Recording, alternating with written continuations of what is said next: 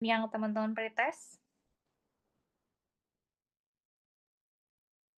Sudah sesuai ya. Jadi malam hari ini kita belajar tentang endokrin, tulang dan sendi, onkologi, regulasi farmasi, manajemen, dan farmakoekonomi. Betul, ini materinya? Betul, Kak. Oke, untuk yang malam hari ini di sesi pertama, kita akan menyinggung sesi satu itu tentang endokrin. Penyakit endokrin itu terdiri dari apa saja?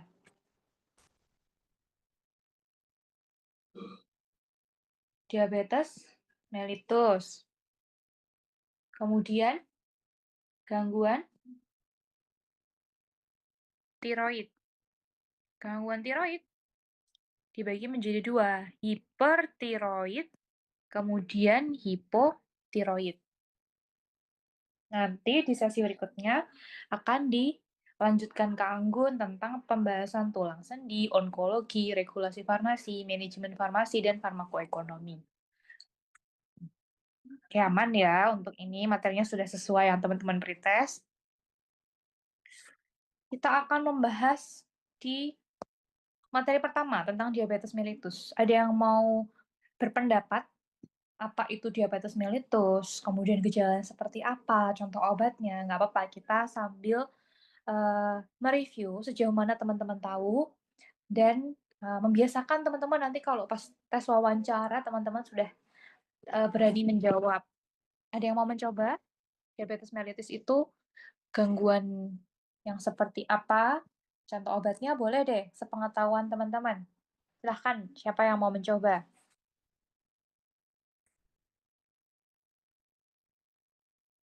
Izin, Kak, mau mencoba. Boleh. Baik, sebelumnya minta maaf kalau misal ada yang salah. Jadi, penyakit diabetes mellitus itu penyakit gangguan metabolisme, yaitu gula darah yang tidak normal pada tubuh. Jadi, gula darahnya itu melebihi batas normal. Kalau gula darah puasa itu lebih dari 126, kalau gula darah sewaktu itu lebih dari 200. Kemudian gejalanya itu biasanya sering buang air kecil, kemudian mudah haus, kemudian dia mudah lapar, habis itu kemudian langsung ke obatnya. Contoh-contoh obatnya yang saya tahu itu ada golongan sulfonylurea, contohnya glibenclamid, itu golongan biguanida, contohnya metformin, kemudian golongan SGLT2, eh, habis itu golongan acarbose. Oke. Udah, udah Kak, cuma Apa itu aja. glukosidase? Oke, ada lagi yang mau menambahkan? Kita latihan simulasi wawancara di awal.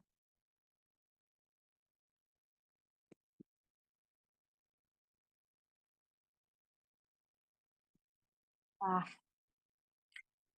terima kasih sudah mau mencoba dan memberikan feedback supaya malam hari ini tidak hanya satu arah dari saya, teman-teman juga memberikan pendapat dan pandangannya tentang apa materi yang akan kita pelajari malam hari ini. Betul ya? Gangguan metabolisme yang terkait dengan endokrin yang ditandai dengan tingginya gula darah dalam tubuh. Tadi sudah dijelaskan ada gula darah puasa, gula darah acak, gula darah 2 jam setelah makan. Dengan tanda yang paling mudah dikenali adalah 3 poli atau tadi sudah dijelaskan bahwa pasiennya sering merasa eh, haus, kemudian mudah buang air kecil, dan pasiennya sering merasa lapar. Contoh obatnya tadi sudah disampaikan ada biguanid, contohnya metformin, SGLT2, sulfonylurea, alplac glukosidase. Nah, sebenarnya yang akan kita pelajari malam hari ini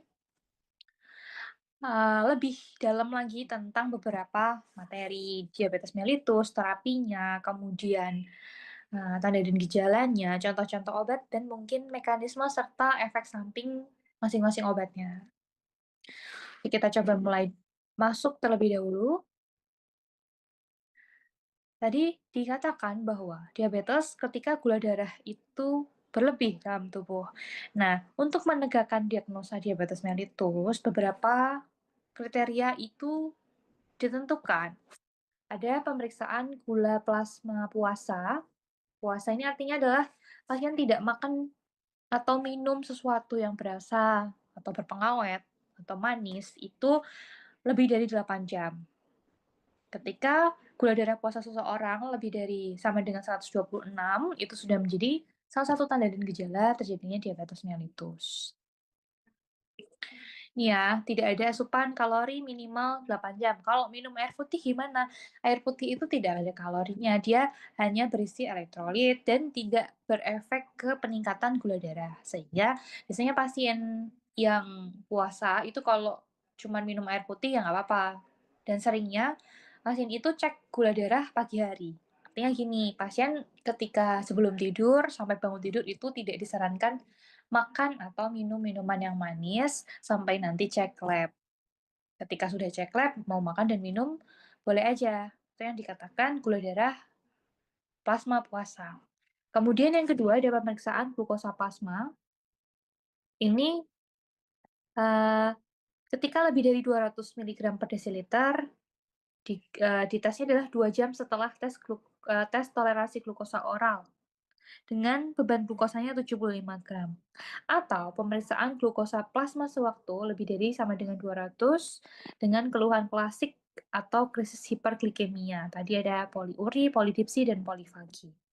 Ada satu lagi cara pemeriksaan diabetes mellitus yang lebih bisa menunjukkan bahwa gula darah seseorang itu tinggi karena HbA1c ini dia bukan hanya melakukan cek gula darah saat itu. Kalau cek gula darah ini kan dia dilakukan cek saat itu, tapi HbA1c ini dia bisa menilai gula darah dalam beberapa waktu ke belakang. Maksudnya gula darah bukan hanya pada saat itu, tapi beberapa hari itu bisa terrecord dalam HbA1c.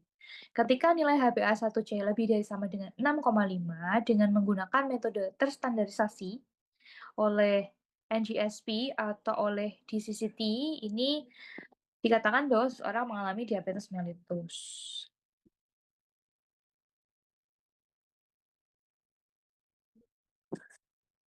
Kemudian apa saja yang dapat memicu atau menimbulkan tingginya gula darah dalam tubuh seseorang? Sebenarnya beberapa organ itu berpengaruh dalam regulasi gula darah seseorang. Yang paling punya peranan adalah sel beta pankreas. Sel beta pankreas punya peran dalam memproduksi insulin. Insulin yang akan memproses atau memetabolisme glukosa dalam tubuh. Ketika gula darahnya tinggi, maka insulinnya yang bekerja juga akan banyak untuk mengolah gula darah di dalam tubuh sehingga tidak terjadi hiperglikemia. Tapi ketika terjadi kerusakan di sel beta pankreas, contohnya pada DM tipe 1. DM tipe 1 itu mengalami kerusakan di sel beta pankreas sehingga sekresi insulin tidak berjalan optimal, maka hiperglikemia ini mungkin terjadi, terutama sel beta pankreas pada DM tipe 1 itu bukan hanya terjadi pada seseorang yang lanjut. Artinya bukan hanya kerusakan organ-organ lain atau mungkin karena faktor uh, sehari-hari, tapi sel beta pankreas ini juga bisa rusak pada mungkin dia sejak sejak usia muda atau sejak anak-anak gitu, karena ada kelainan di sel beta pankreas ini. Sedangkan DM tipe 2 itu bisa terjadi karena komplikasi atau sudah adanya kondisi gula darah yang tinggi secara menaun. Biasanya terjadi pada seorang yang memang sudah mengkonsumsi gula dengan jumlah yang lebih banyak dan lanjut. Itu. Kemudian ada sel alfa pankreas, dia punya peran dalam mensekresi glukagon. Ketika efek dari sel alfa pankreas ini berkurang, maka terjadi hiperglikemia juga akan meningkat.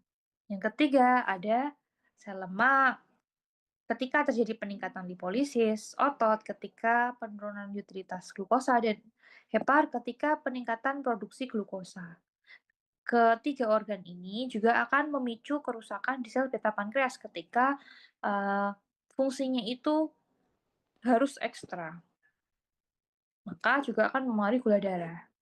Kemudian ada organ otak melalui disfungsi neurotransmitter, organ kolon atau mikrobiota ketika terjadi keabnormalan mikrobiota, kemudian usus halus ketika peningkatan absorpsi glukosa.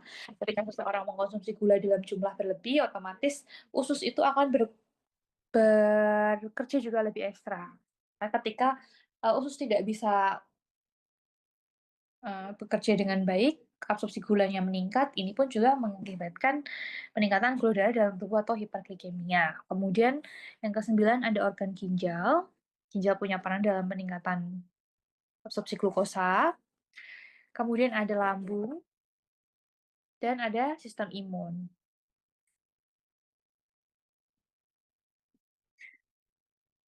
Ketika seseorang sudah didiagnosa diabetes mellitus,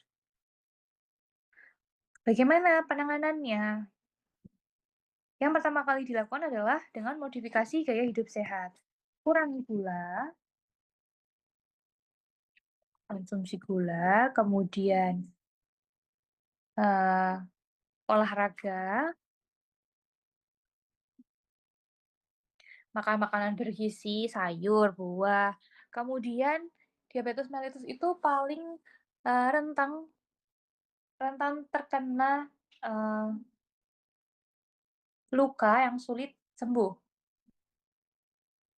Maka manajemennya adalah selalu menggunakan alas kaki yang benar.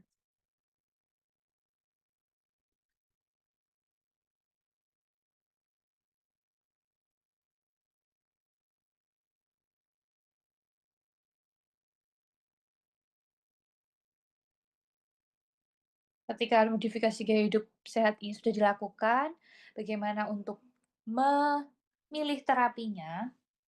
Karena yang paling akurat dari penegakan diagnosa diabetes mellitus itu adalah HbA1c, maka di sini HbA1c yang menjadi pedoman. Apakah pasien memerlukan satu obat atau kombinasi dua obat, kombinasi tiga obat, atau kombinasi dengan insulin? Ketika dia diabetes tapi HbA1c-nya masih kurang dari 7,5. Itu yang menjadi pilihan adalah satu terapi obat atau monoterapi. Contohnya dengan metformin atau sulfonylurea atau klinit, penghambat glukosidase alfa, thiazolidinedion, penghambat DPP-4, penghambat SGLT2, agonis GLP-1.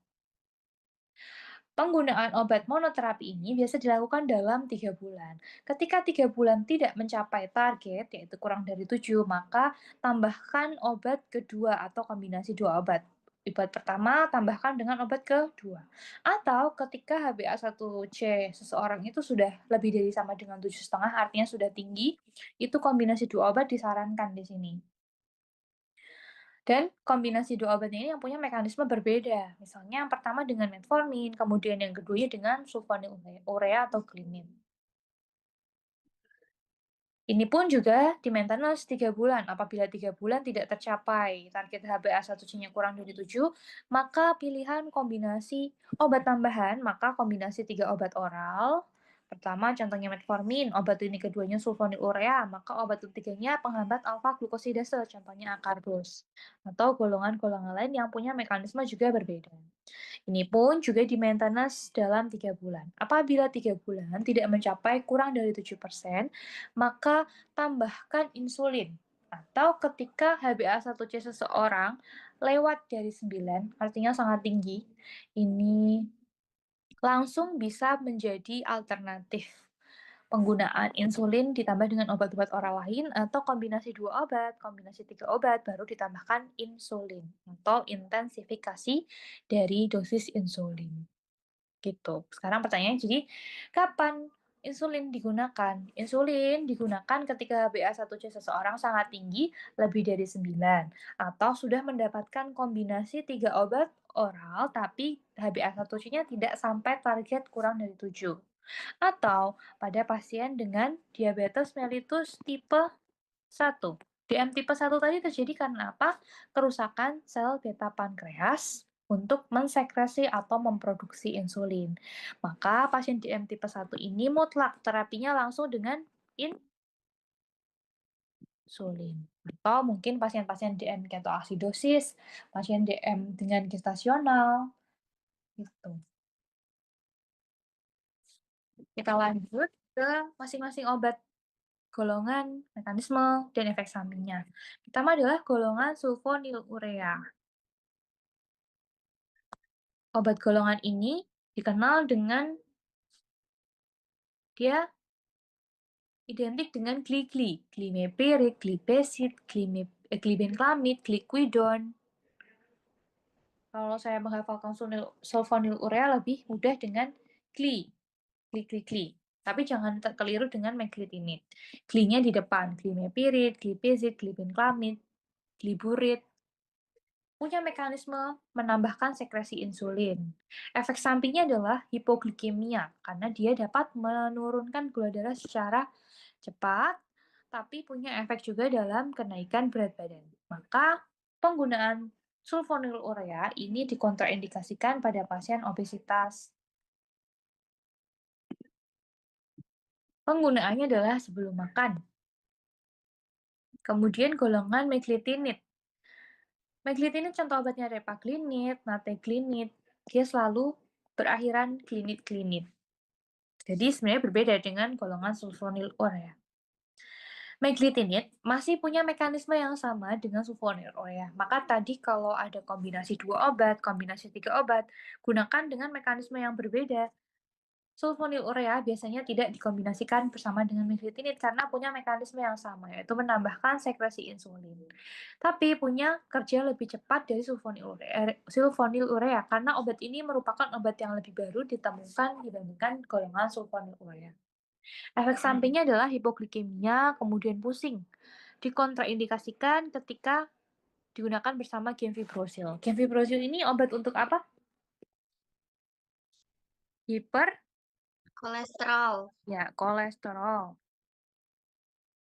Penggunaannya juga sebelum makan karena dia mengontrol gula darah makan ya. Kemudian golongan biguanida. Biguanida ini yang mungkin paling teman-teman akrab. Contoh obatnya metformin. Dia digunakan hampir sebagai first line terapi diabetes mellitus apabila tidak ada uh, komorbid, kemudian dia bukan DM tipe 1, bukan DM kehamilan, sebenarnya pun dia relatif aman digunakan pada kehamilan, tapi mungkin kalau kehamilan relatif dokter-dokter lebih amannya gunakan insulin.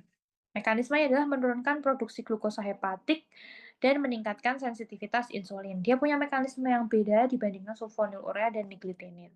Maka biasanya biguanid, metformin ini dikombinasikan dengan sulfonylurea. Misalnya pasien sudah dapat metformin, maka ditambah glimepirid. Gitu. Dia tidak punya efek samping di peningkatan berat badan, tapi punya mekanisme efek samping yang keras di gangguan gastrointestinal. Biasanya pasien yang minum ini sering punya keluhan mual muntah. Jadi tricky dalam penggunaannya. Kalau pasien yang mual muntah digunakan sesudah makan, coba diminumnya tepat sebelum makan. Itu karena dalam administrasinya dia tidak begitu berpengaruh. Apakah saat makan, setelah makan, atau tepat sebelum makan. Kemudian dia punya efek samping di defisiensi vitamin B12. Pasien yang minum ini akan mengalami kebas kesemutan. Maka dokter biasanya pada pasien-pasien yang punya diabetes, yang rutin mengkonsumsi metformin, akan menambahkan suplementasi vitamin B12. Kontraindikasi pada diabetes ketoasidosis dan GFR kurang dari 30 ml per menit. Hati-hati pada pasien gagal ginjal berarti.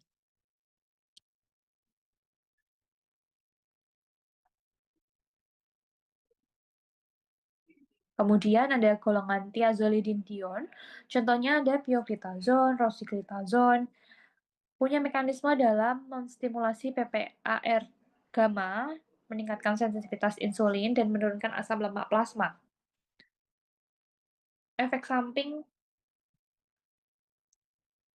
retensi cairan, udem, bone fracture, dia resiko tulangnya itu retak.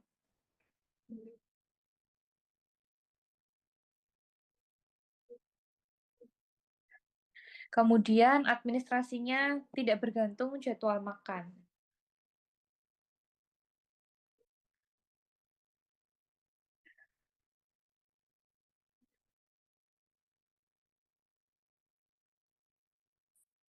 Oke, kita lanjut. Kemudian ada golongan alfa glukosidase inhibitor. Contoh obatnya ada akarbos. Mekanismenya menghambat enzim alfa glukosidase menurunkan konsentrasi glukosa darah postprandial. Efek sampingnya adalah flatulent. Kemudian kontraindikasi pada pasien inflammatory bowel disease. Administrasinya setelah suapan pertama. Kemudian ada DPP-4 inhibitor, contoh obatnya ada sitagliptin, linagliptin. Dengan mekanisme menghambat enzim DPP-4, meningkatkan GLP-1 endogen hingga glukosanya itu turun ketika postprandial atau setelah makan. Kemudian efek samping yang harus diwaspadai adalah sakit kepala dan nasofaringitis. Administrasinya tidak bergantung jadwal makan. Kemudian SGLT2 inhibitor, ini ada canagliflozin, dapagliflozin. Mekanisme menghambat reseptor SGLT2, menurunkan reabsorpsi glukosa di tubulus proksimal, menurunkan glukosa serum dan berat badan. Efek sampingnya infeksi di sistem urin, infeksi mikotik genital, meningkatkan urinasi, hipotensi, meningkatkan kreatinin serum, kontraindikasi pada seorang dengan GFR kurang dari 60 ml per menit, tidak bergantung jadwal makan untuk administrasinya.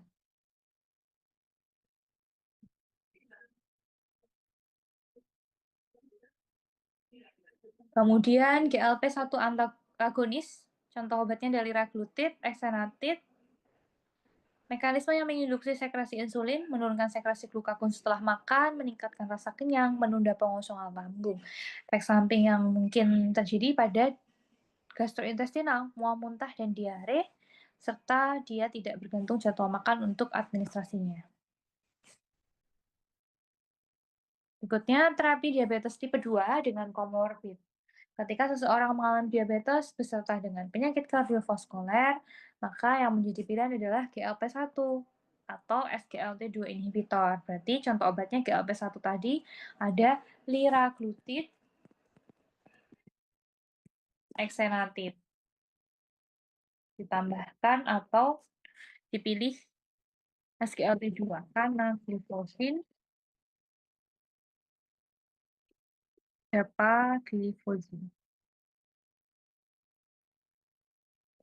Kemudian gagal jantung terutama heart failure with reduced ejection fraction dengan ejection fraction-nya kurang dari 45%, SGLT2 inhibitor dan karena gliflozin, dapagliflozin. Pasien diabetes dengan penyakit ginjal, kemudian albuminuria, first line-nya adalah SGLT2, second line-nya adalah GLP-1.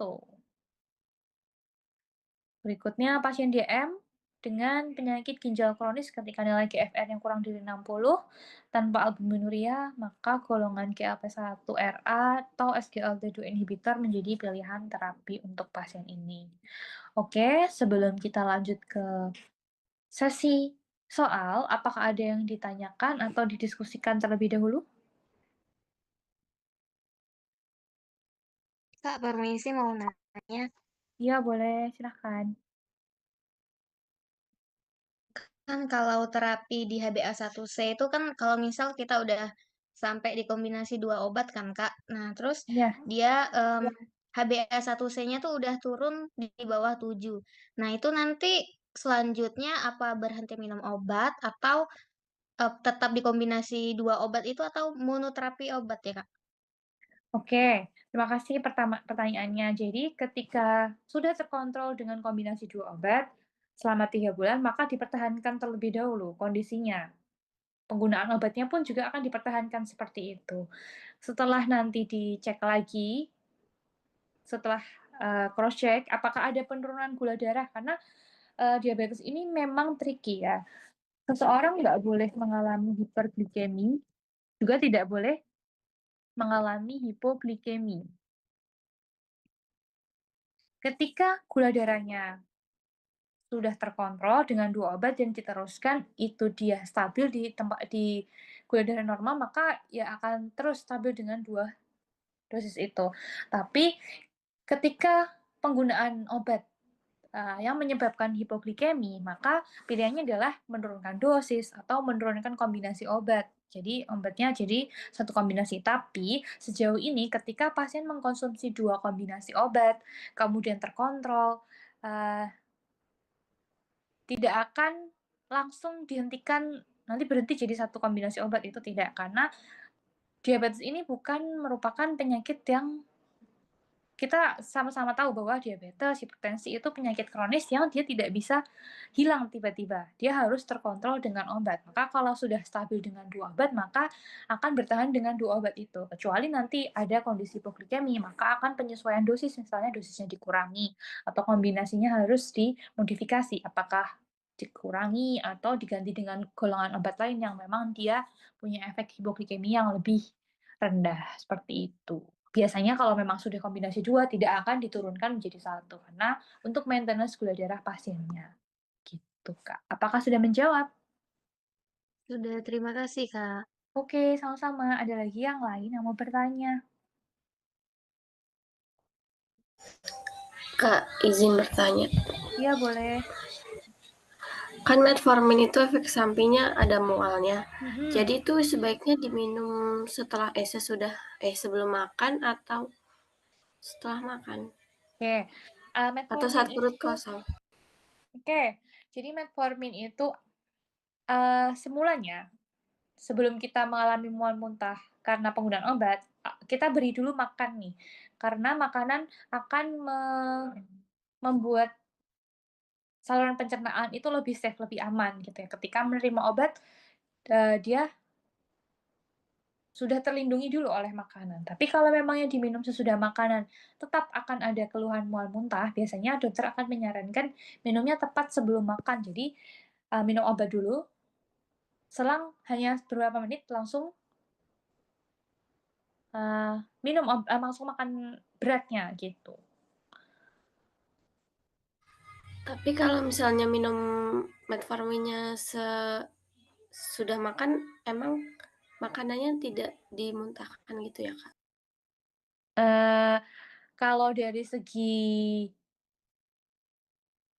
makan terlebih dahulu, harusnya memang enggak, tapi beberapa kondisi pasien itu beda-beda. Ada yang lebih nyaman minumnya sebelum makan, ada yang sebelum makan itu mual muntahnya berat, ada bahkan yang pasien itu merasakan misalnya, metformin yang keluaran obat yang warna bungkusnya biru itu lebih punya efek samping mual muntah yang berat dibandingkan yang putih, padahal seharusnya kan sama aja. Jadi, modifikasi cara minumnya ini tergantung. Kalau memang digunakannya dia setelah makan berasa mual muntah, makanya tadi kalau misalnya sesudah makan dia terasa, maka dipindah ke sebelum makan, gitu. Kalau mual muntahnya berat banget, sudah tidak bisa menerima metformin, maka akan diganti dengan golongan lain, begitu. Apakah sudah menjawab? Oh iya, sudah Kak. Terima kasih ya. Oke, sama-sama. Teman-teman di sini sedang azan. Mungkin saya izin untuk menunggu 2 menit dulu sampai azan di sini selesai ya. Nanti kita lanjut lagi setelah azan. Ditunggu sebentar aja.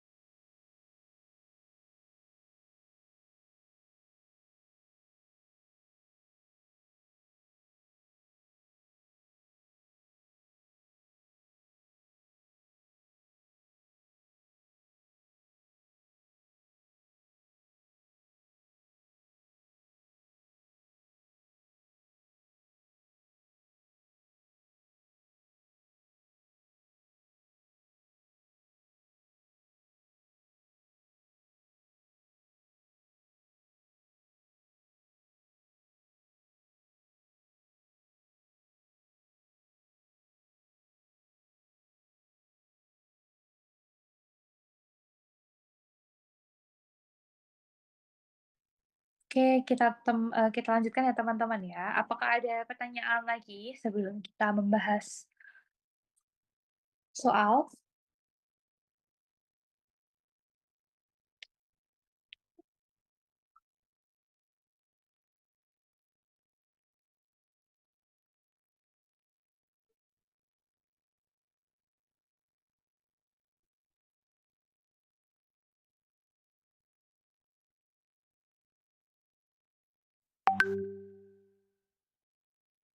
Oke, saya izin lanjut dulu ya teman-teman ya.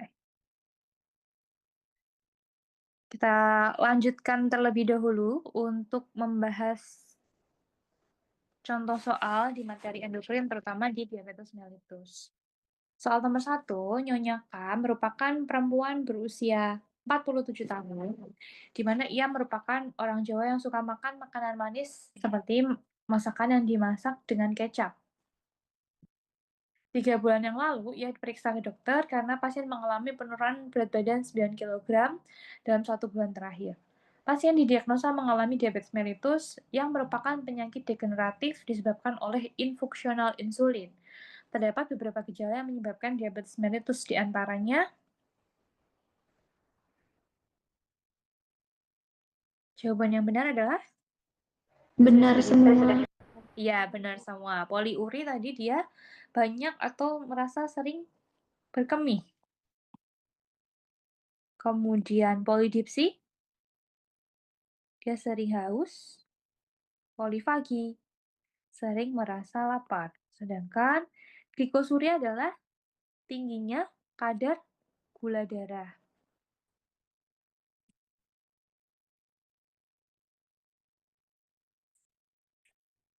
Ya, pembahasannya pada pasien diabetes mellitus, kadar gula darah tinggi tidak bisa diubah menjadi energi sehingga tubuh akan merespon dengan 2 cara. Tubuh akan memecah lemak yang kemudian akan diubah menjadi energi. Makanya pasien diabetes biasanya lebih kurus dari biasanya, penurunan berat badannya signifikan karena yang dipecah bukan gula melainkan lemak. Kemudian jaringan otot akan memecahkan protein. Yang mana kedua respon akan menyebabkan penurunan berat badan. Kondisi berat badan turun akan membuat pasien mudah merasa lapar. Jadi sering mengalami polifagi. Kadar gula darah tinggi, maka ketika darah disaring melalui ginjal, sebagian akan diekskresikan melalui urin. Maka akan mengalami glikosuria. Tingginya gula darah yang akan dikeluarkan lewat urin. Karena glukosa aktif osmotik, maka air cenderung mengikuti sehingga akan menjadi peningkatan buang air kecil atau poliuri.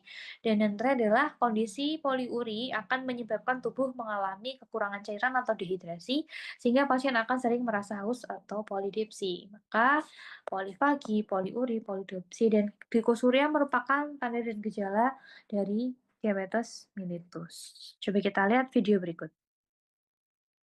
Aphasia, glycosuria, polyuria, and polydipsia. Let's go through them one by one. Even though there's a lot of glucose in the blood, it cannot get into the cells, which leaves cells starved for energy. So in response, adipose tissue starts breaking down fat, called lipolysis, and muscle tissue starts breaking down proteins, both of which result in weight loss for someone with uncontrolled diabetes. This catabolic state leaves people feeling hungry, also known as polyphagia. Phasia means eating, and poly means a lot. Now, with high glucose levels, that means that when blood gets filtered through the kidneys, some of it starts to spill into the urine, called glycosuria. Glycose refers to glucose, and urea, the urine.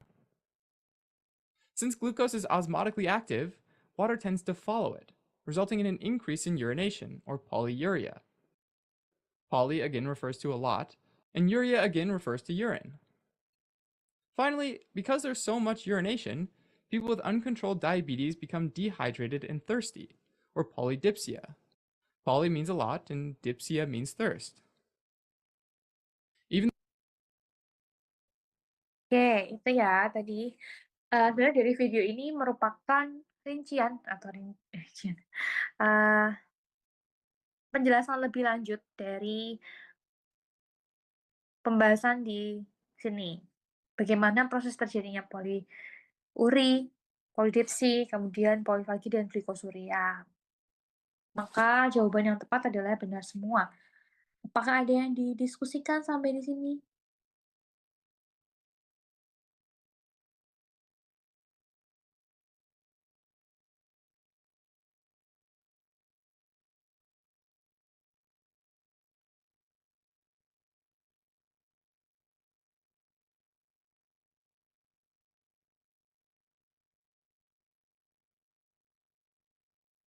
Aman?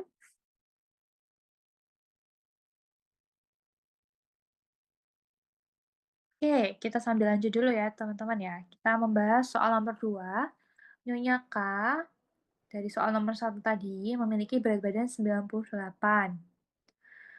Kemudian tinggi badannya 157 cm, baru saja didiagnosa oleh dokter mengalami DM tipe 2 karena gaya hidupnya yang suka makan makanan manis. Obat apa yang direkomendasikan oleh apoteker untuk Nyonya K?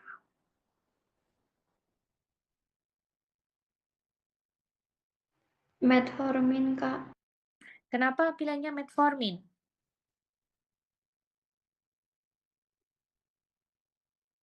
Aku kemarin lusa kan lupa ngisi puisi sih.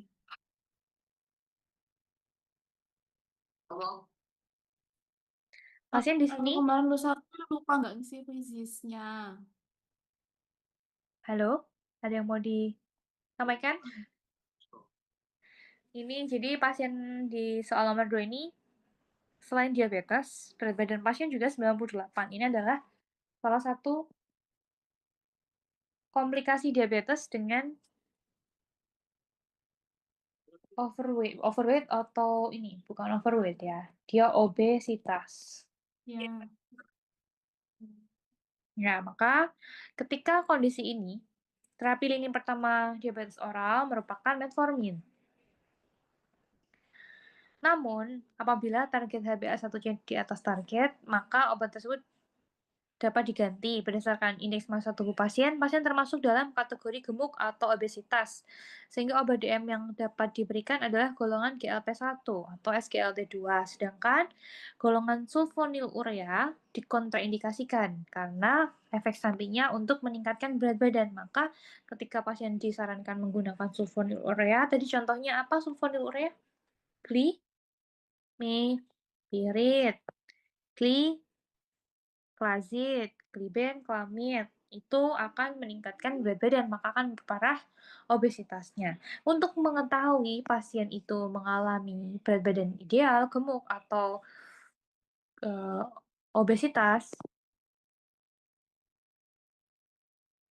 ini dua obesitas, ini overweight, ideal, ini kurang, adalah dengan menghitung IMT, indeks massa tubuh. Dicari dari berat badan dibagi tinggi badan kuadrat. Karena berat badannya 98, maka 98 dibagi tinggi badannya dalam meter, maka 1,57 meter. 98 dibagi 1,57 meter persegi, maka hasilnya adalah 39,75 yang termasuk dalam gemuk obesitas. Maka yang menjadi first line-nya adalah metformin. Oke, ada yang mau ditanyakan? Tadi ada yang mau berpendapat?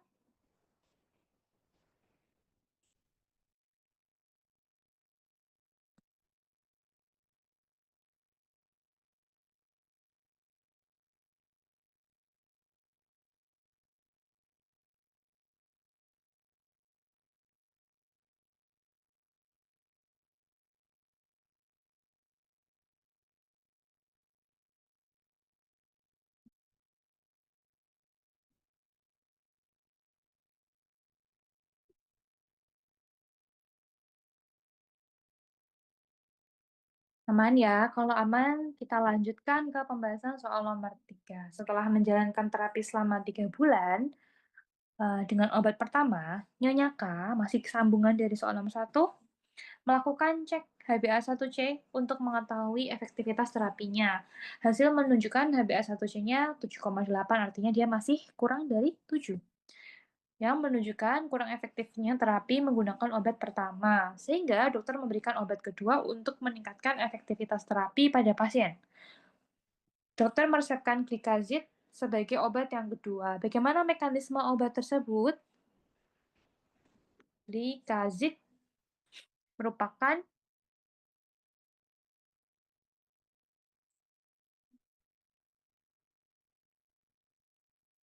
obat golongan glikazid, ada yang tahu?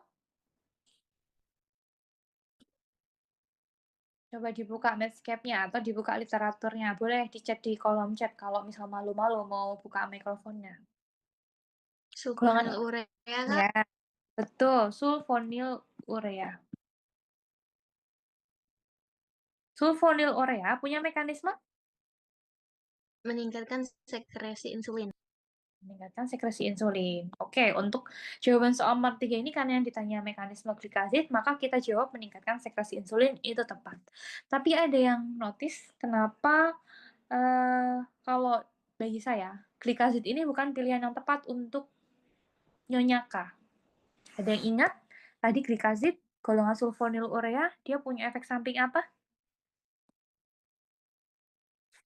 Sulfonyl urea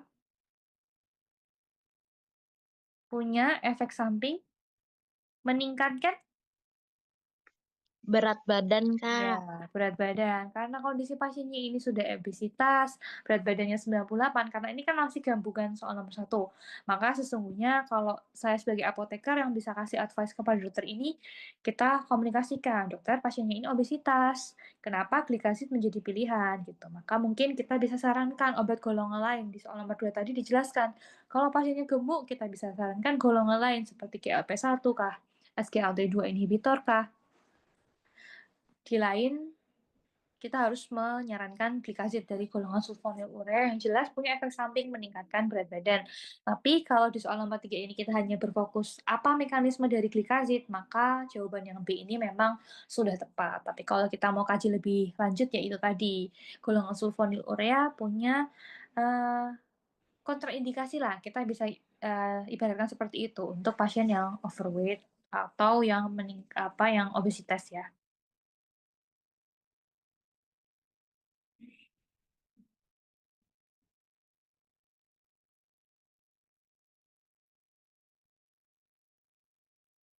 Oke. Nih mekanisme dari sulfonyl urea menambahkan sekresi insulin. Maka pilihan jawaban yang B yang benar.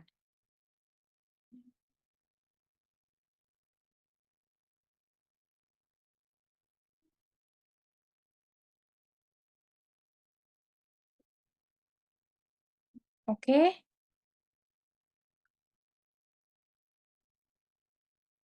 Aman? Ada yang ditanyakan?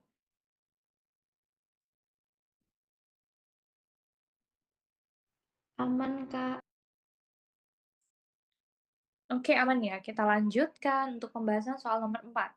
Seorang pria berusia 67 tahun mengeluhkan kebas di kedua kakinya dan terasa nyeri pada malam hari.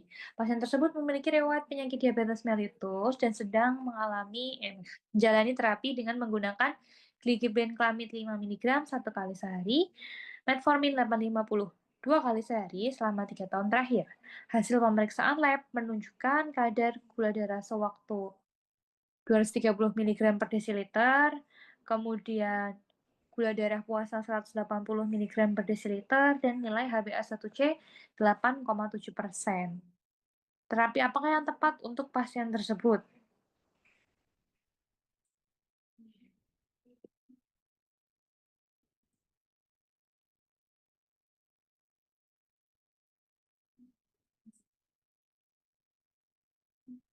Jadi berarti kita harus menambahkan 1 obat karena HbA1c-nya belum masuk target.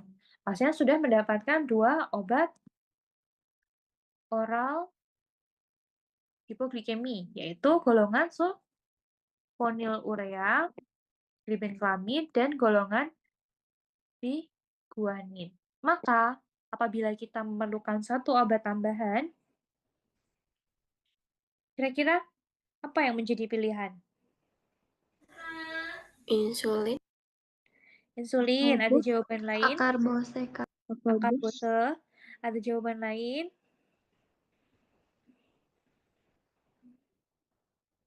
Oke, kita coba bahas dulu yang insulin ya. Insulin memang bisa ditambahkan ketika sudah mendapatkan 2 obat oral, tapi biasa digunakan pada nilai HbA1c yang sangat tinggi, yaitu pada lebih dari 9. Nah, ini bisa jadi 2 oral tambah 1 insulin. Tapi di sini pakainya masih di bawah 9, yaitu 8,7. Maka kita akan menambahkan 1 obat oral dengan mekanisme yang beda. Oleh karena itu, kita akan memilih golongan tadi yang menjawab akarbos. Kenapa bukan golongan lain? Tetapi dia sudah dapat metformin ya, menaikkan dosis metformin.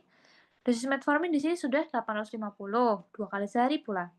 Glibenclamid, menghentikan. Apa kita hentikan glibenclamid? Pasti nanti gulanya akan lebih tinggi. Menambahkan glikazid dengan glibenclamid, apakah satu golongan? Iya, Kak, satu Nah, golong. satu golongan. Maka kita nggak pilih yang seperti itu. Satu golongan, mekanisme sama, itu kita nggak pilih karena kita butuh kombinasi obat dengan mekanisme yang berbeda. Kemudian menambahkan akarbos. Nah, akarbos ini mungkin bisa menjadi satu pilihan obat baru yang bisa ditambahkan karena punya mekanisme yang berbeda. Contohnya, di sini ketika kombinasi 3 obat oral, ini pertamanya dengan metformin, obat keduanya dengan sulfonylurea, jadi apa? Glibenclamid atau glibenclamid ya. Dan obat ketiga dengan mekanisme yang berbeda juga. Maka di sini akarbos yang menjadi pilihan. Menambahkan insulin bisa, tapi tadi syaratnya HbA1-nya kurang ya, harus syarat HbA1c-nya lebih dari 9%. Metformin dinaikkan belum tentu karena dia sudah maksimal 850 2 kali 1. Hentikan glibenclamid juga tidak, menambahkan glikazid juga tidak. Maka yang paling tepat adalah yang D, menambahkan akarbos.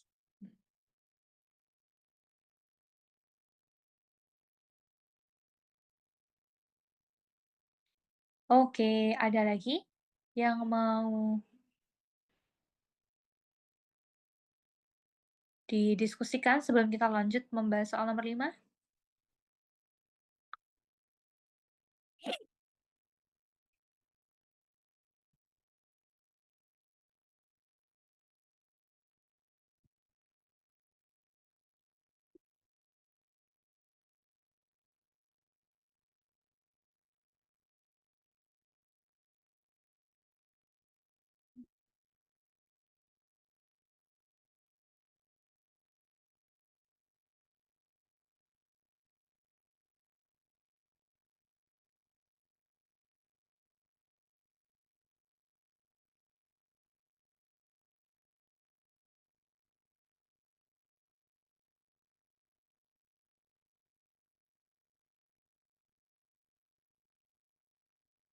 Aman ya? Kalau aman, kita lanjutkan dulu. Sementara juga belum ada pertanyaan di kolom chat.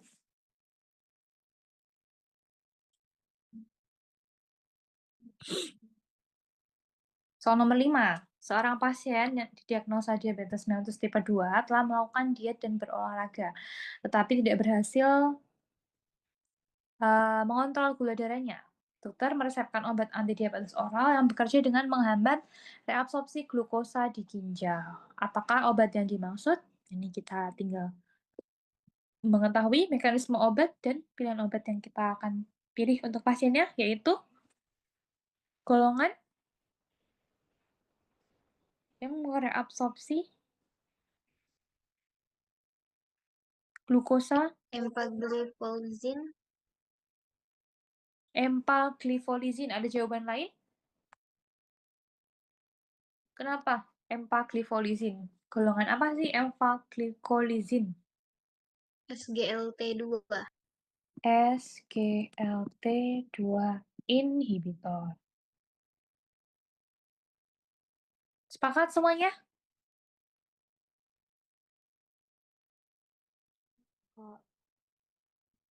Oke, kita coba cek ya SGLT2 inhibitor. Karena glifozin, dapagliflozin, kemudian ada tambahan tadi empagliflozin. Punya mekanisme dalam menurunkan reabsorpsi glukosa di tubulus proksima, menurunkan glukosa serum dan berat badan. Maka jawaban yang tepat adalah empagliflozin.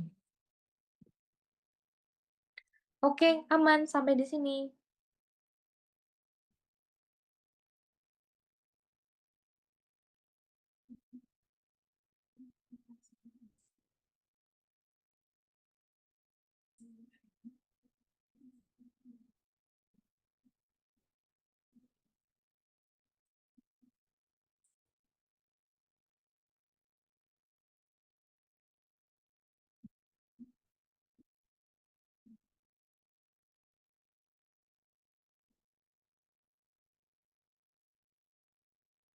Oke, kita lanjut ya teman-teman. Kita masuk ke gangguan tiroid. Gangguan tiroid ini selalu berdampingan dengan diabetes karena masih di dalam materi endokrin. Ada dua gangguan yaitu hipertiroid, kemudian hipotiroid. Pasien dengan hipertiroid punya nilai TSH yang tinggi, kemudian T4 tinggi tapi TSH-nya rendah. Tapi pasien hipotiroid T4-nya rendah, TSH tinggi. Teman-teman bisa menghafalkan satu aja. Hiper itu dengan nilai T4 tinggi, tapi TSH selalu berkebalikan dengan T4. Sedangkan hipotiroid yang rendah adalah T4-nya. Tanda dan gejalanya, keduanya ini, hipertiroid maupun hipotiroid, itu punya tanda dan gejala yang berlawanan 180 derajat. Misalnya pada otak, pasien yang hipertiroid itu mudah mengalami emosional, kemudian mudah mengalami nervositas. Sedangkan hipotiroid pasien sering mengalami lemah, kemudian lelah. Pasien yang hipertiroid itu ada matanya akan terlihat seperti melotot, sedangkan pada gangguan hipotiroid terjadi gangguan penglihatan.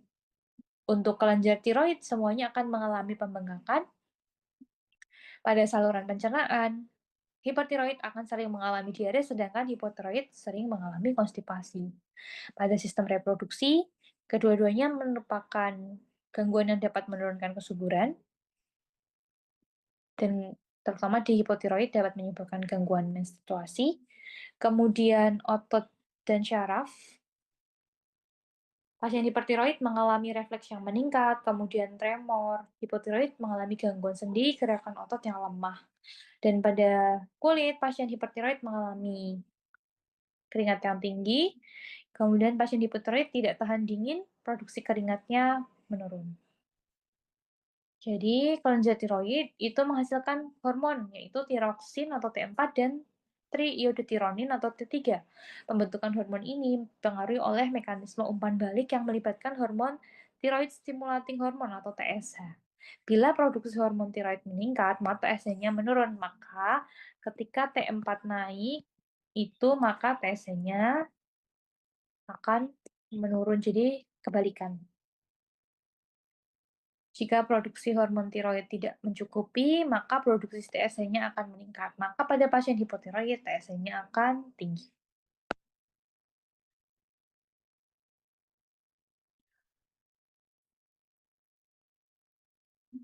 Aman sampai di sini? Bisa memahami perbedaan hipertiroid dan hipotiroid?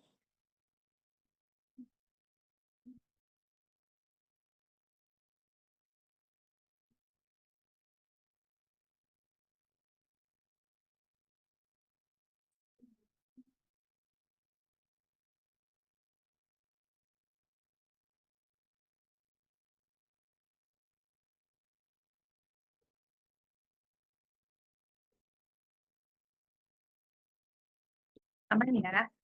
Oke, kita lanjut. Untuk terapinya. Untuk hipertiroid, first line digunakan PTU atau metimazole. Diminumnya sebelum makan maupun sesudah makan. Alternatifnya adalah dengan kalium iodida. Diminumnya sesudah makan dengan air putih karena dapat mengiritasi mukosa saluran nafas. Kemudian hipertiroid dengan tirotoksikosis, PTU atau metimazol ditambahkan beta blocker atau alternatifnya ditambahkan iodin radioaktif. Kemudian sindrom Graves ini adalah penyakit autoimun yang hampir sama gejalanya dengan hipertiroid. Terapinya adalah dengan PTU metimazol ditambahkan kortikosteroid. Berikutnya terapi hipotiroid. Apabila hipotiroid kan tadi kekurangan tiroid, maka kita butuhkan hormon yang dapat meningkatkan tiroid, yaitu menambahkan levotiroksin atau T4, digunakannya 30 menit sampai 1 jam sebelum sarapan, atau alternatifnya adalah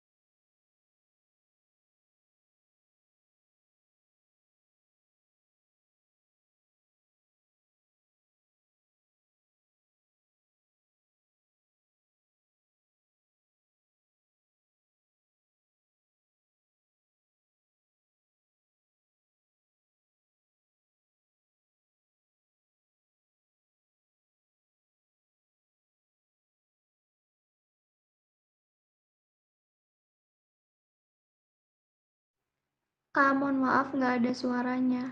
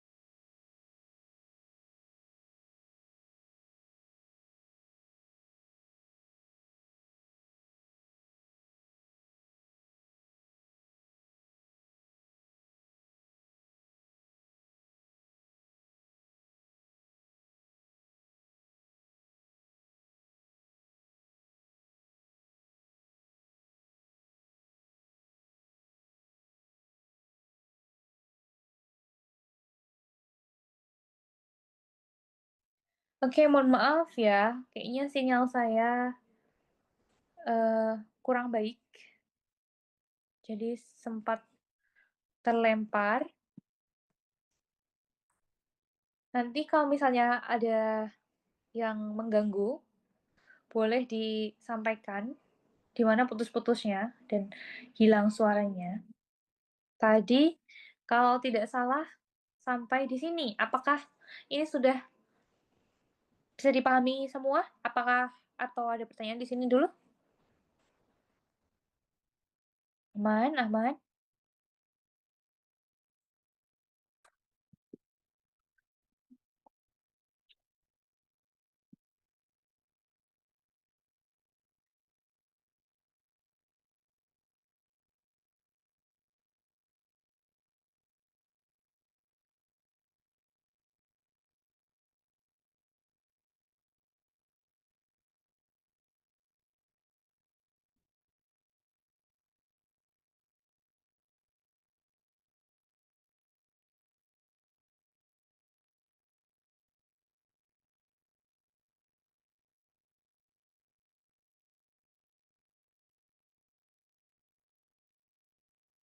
Oke, saya lanjut ya. Golongan obat dalam gangguan tiroid ada levotiroxin, T4, dan liothyronin sebagai agen T3 dan T4 dari luar atau eksogen yang dapat menambah kadar T3 dan T4 dalam tubuh yang digunakan sebagai terapi pada hipotiroid. Kemudian agen antitiroid Thiomadina, contohnya metimazole dan PTU, digunakan untuk mencegah sintesis hormon tiroid dengan secara kompetitif menghambat sekresi katalis peroksidase tiroid sehingga menghambat organifikasi iodium dan memblok penggabungan iodotirosin gunakan pada hipertiroid. Kemudian iodida seperti larutan Lugol, kalium iodida digunakan untuk menghambat organifikasi iodida, mengurangi ukuran dan vaskularitas kelenjar tiroid yang hiperplastik sehingga dapat mengurangi terjadinya pendarahan. Digunakan untuk persiapan pembedahan tiroidektomi. Kemudian golongan beta blocker contohnya propanolol merupakan obat yang dapat menghambat konversi T3 menjadi T4 sehingga membantu kontrol takikardi dan tremor. Indikasinya hipertiroid, terutama kondisi pada tiroid dengan gejala takikardia, hipertensi, dan fibrilasi atrium.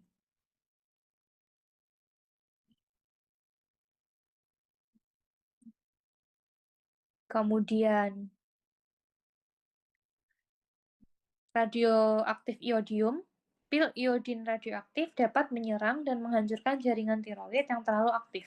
Terapi iodin juga digunakan untuk mengkikis jaringan tiroid yang tidak diangkat melalui pembedahan. Tirotoksikosis yaitu kelenjar tiroid terlalu aktif menghasilkan hormon tiroid terlalu banyak. Oke, sebelum kita membahas di latihan soalnya, apakah ada yang didiskusikan, teman-teman?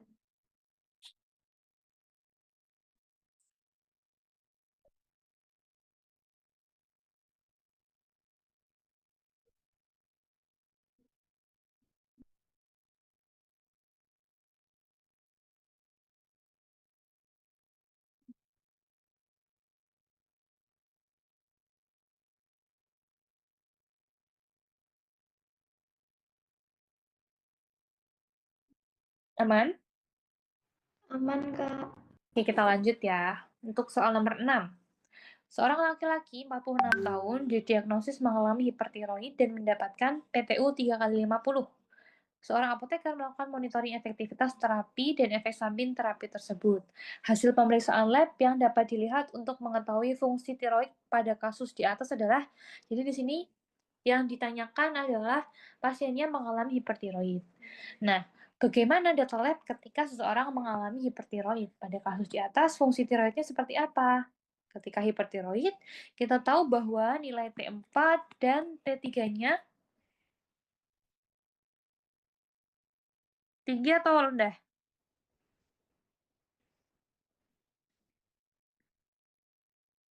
T3 dan T4-nya tinggi, namun nilai TSH-nya rendah karena TSH ini dengan T4 dan T3 akan saling berlawanan. Di sini yang ditanyakan bagaimana pemeriksaan lab ketika seseorang itu dengan kondisi hipertiroid. Maka jawabannya adalah TSH-nya rendah, T4-nya tinggi. Benar ya? Tapi kalau kita memeriksa monitoring efektivitas dari obatnya, apakah efektif atau tidak, maka bagaimana caranya? Apakah terjadi peningkatan TSH atau penurunan T4. Karena di sini yang ditanya pemeriksaan lab untuk mengetahui fungsi tiroid pada kasus hipertiroid, bukan untuk monitoring efektivitasnya. Apakah bisa diterima untuk soal nomor 6? Ya, jadi kita membahas di sini. Pasien yang mengalami hipertiroid, T4-nya tinggi, TSH-nya rendah. Maka jawabannya adalah yang B. Aman? Apakah ada pertanyaan sebelum kita lanjut soal nomor 7?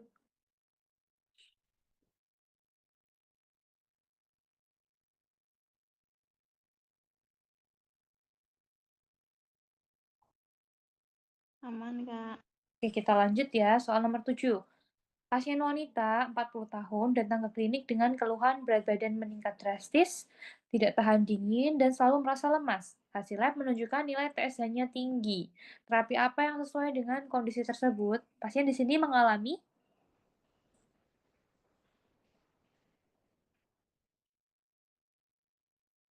Hipotiroid bukan, Kak?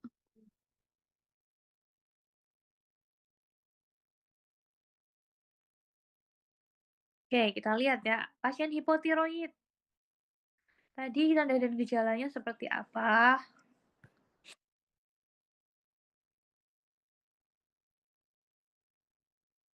Tidak tahan dingin, produksi keringatnya turun. Kemudian merasa lemah. Ya, pasiennya mengalami hipotiroid.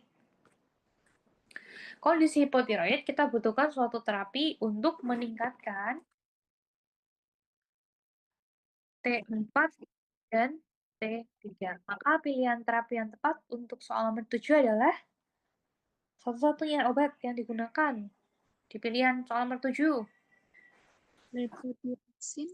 Ya, levotiroxin sebagai first line. Karena dia T4 eksogen yang bisa meningkatkan TS4. Second line-nya adalah diotironin. Obat yang lain, metamizol, PTU, propanol, prednisone ini lebih banyak digunakan pada hipertiroid. Kondisi nomor 7, pasiennya mengalami hipotiroid, butuh T4 eksogen yang dapat meningkatkan tiroid dalam tubuh. Oke, sebelum kita lanjut nomor 8, aman? Ada yang mau didiskusikan dulu?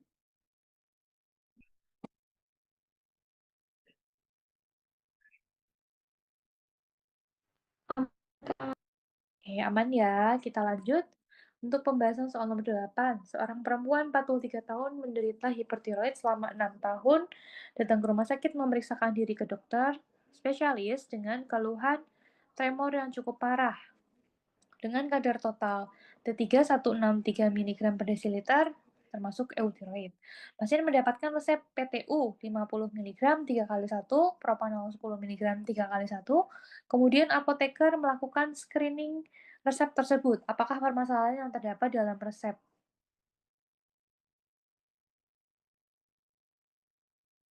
Ada yang tahu?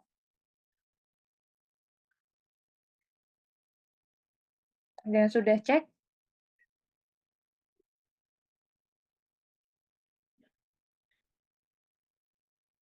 Propanol perlu nggak untuk pasien hipertiroid? Perlu. PTU perlu nggak untuk pasien hipotiroid? Hipertiroid perlu.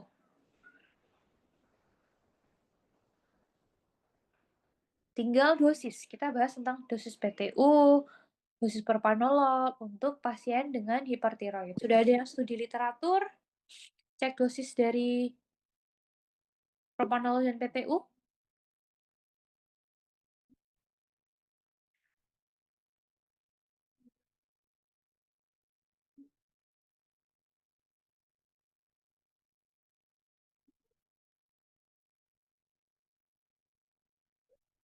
Pasien hipertiroid memerlukan PTU dengan dosis 300 mg sampai dengan 400 mg. Ini saya sambil chat Medscape itu 450 mg. 400 atau 450. Dibagi menjadi tiap 8 jam atau 3 dosis terbagi. Sedangkan propanolol digunakan dengan dosis 20 mg 20 sampai 40 mg per hari, terbagi menjadi 3 sampai 4 dosis. Maka di sini propanolol, PTU, mana yang salah dalam dosisnya?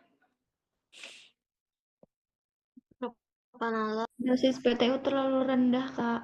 Dosis PTU terlalu rendah, karena PTU tadi dibutuhkan 300 mg sampai dengan 400 atau 450 lah ya. Kalau kita bagi menjadi ya 8 jam atau tiap 8 jam itu sehari berapa? 3 kali sehari. Maka kita bagi 3 lah, katakan 300 dibagi 3, 100 mg tiap kali minum 3 kali sehari. Sedangkan di sini hanya 50 mg 3 kali sehari. Untuk propanololnya apakah sesuai? Propanolol 20 sampai 30. Tadi pasiennya mendapatkan 10 3 kali 1. Maka 30 mg per hari terbagi menjadi tiap 8 jam atau terbagi menjadi 3 sampai 4 dosis. Benar ya berarti. Maka jawaban yang paling tepat adalah dosis PTU-nya terlalu rendah. Maka tingkatkan dosis PTU pada kondisi ini. Itu ya. Mungkin kita menemukan soal seperti ini bukan hanya tentang mekanisme efek samping, bisa jadi tentang permasalahan dalam pengobatan pasien. Tapi sangat jarang ketika teman-teman akan ditanya tentang berapa dosis ini, berapa dosis itu. Jarang, karena untuk dosis ini merupakan hafalan yang terlalu kompleks ketika dikeluarkan di UKI atau di ujian masuk profesi apoteker. Ini sebagai contoh soal tambahan yang mungkin soalnya out of the box gitu ya teman-teman ya.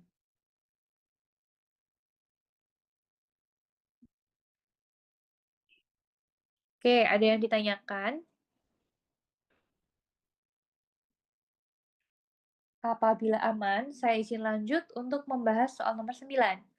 Pasien wanita hamil. Oke, makasih ya. Pasien wanita hamil usia 6 minggu datang ke klinik dengan keluhan nafsu makan meningkat, tapi berat badannya turun 3 kg dalam 1 minggu. Pasien didiagnosis menderita hipertiroid oleh dokter. Terapi apa yang tepat diberikan untuk pasien?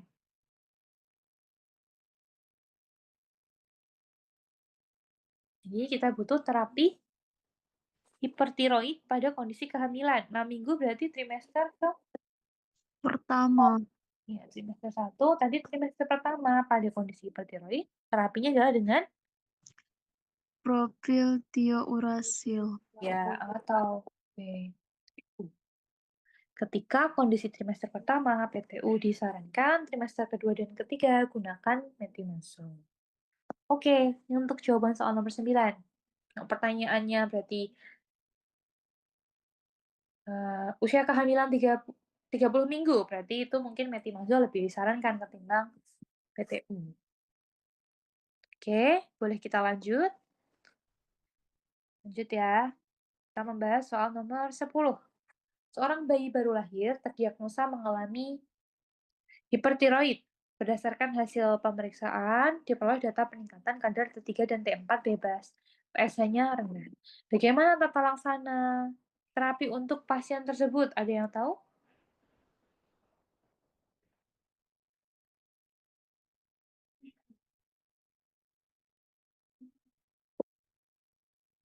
Yang jelas salah adalah pemberian levotiroxin. Kenapa levotiroxin? Dia akan memperparah kondisi hipertiroidnya. Kita tahu bahwa levotiroxin merupakan T4 eksogen yang dapat meningkatkan tiroid pada seseorang. Maka pilihan jawaban B, pilihan jawaban E kita eksekusi atau kita salahkan terlebih dahulu. Nah, tinggal pilihan jawaban lain. Apakah menambahkan metamizol, kemudian PTU,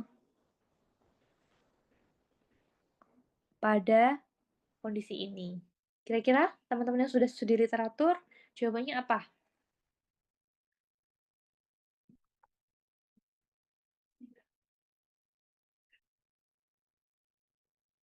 Yang C, Kak. Yang C, Kak. Yang C. Ada jawaban lain semua sepakat? Kita coba bahas ya. Hipertiroid neonatal atau hipertiroid yang terjadi pada bayi baru lahir, saat prenatal, dan muncul pada beberapa hari atau beberapa minggu setelah lahir dari ibu penderita penyakit Graves selama hamil. Biasanya bersifat transien.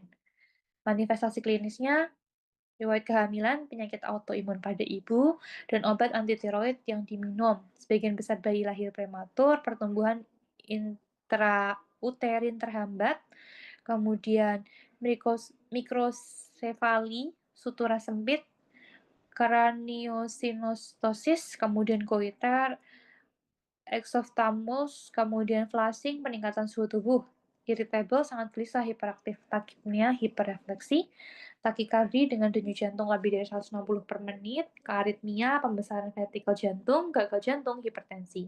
Pada keadaan yang berat dapat terjadi penurunan berat badan yang progresif. Terapi pilihan untuk pasien hipertiroid neonatal, pertama pemberian metamizole, dosisnya 0,2 sampai 0,5 mg per kilogram berat badan per hari dibagi 1 sampai 3 dosis. Durasinya 2 sampai 4 minggu, bisa sampai 3 bulan. Jika metamizole tidak tersedia atau terdapat efek samping, maka bisa diberikan PTU hanya untuk jangka pendek. Kemudian pemberian Lugol 1 sampai 3 tetes per hari. Dan jika terdapat gejala hiperaktif simpatetis seperti takikardi, hipertensi, kesulitan minum, bisa ditambahkan propanolol. Karena pasien di soal nomor 10 tadi memiliki beberapa kondisi,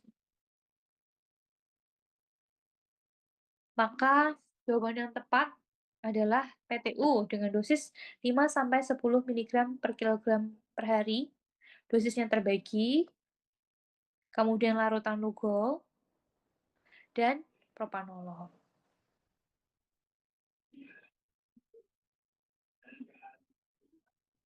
Oke, radiasi iodin tidak disarankan ya pada kondisi neonatal. Hanya Lugol yang disarankan. Maka jawaban yang paling tepat adalah yang C. PTU, larutan Lugol, propanolol. Oke, ini untuk soal nomor 10 sebelum nanti teman-teman break dan persiapan untuk kuisis dan lanjut di sesi kedua. Apakah ada yang didiskusikan dulu teman-teman?